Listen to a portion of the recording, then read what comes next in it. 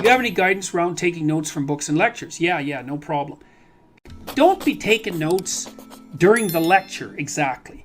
Because then you're not listening to the lecture.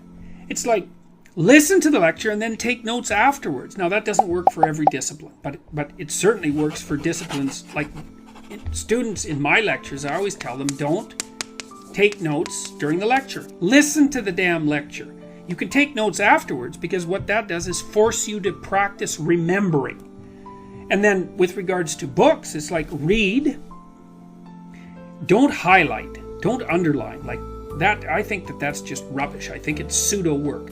Read a couple of paragraphs or maybe an essay, something like that, depending on the density of the book. Close the book. Think about it. Write down what you're thinking. Write down what you remember. But in the context of what you're thinking about, because that instantiates it into your memory and puts it at hand. Like people ask me, for example, how it is that I can remember all the things that I talk about extemporaneously when I'm lecturing. And the reason for that is because I've thought them through. You know, I read them and I think, oh, okay, well, that's an interesting idea. How does it relate to all these other ideas that I know? Like, what is its significance for this idea? And what's its significance for this idea? And do I believe it? And how might I criticize it? So it's kind of like I'm attaching little memory hooks to it in 5 different ways. And then I've got it. It's part of me. And that seems to be part of recall rather than recognition.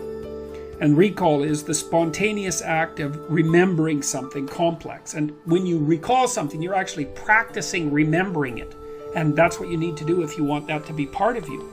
So I would say separate out the function of reading and note-taking. So read, think, write. But don't like read a sentence and then write down that sentence. That's not helpful.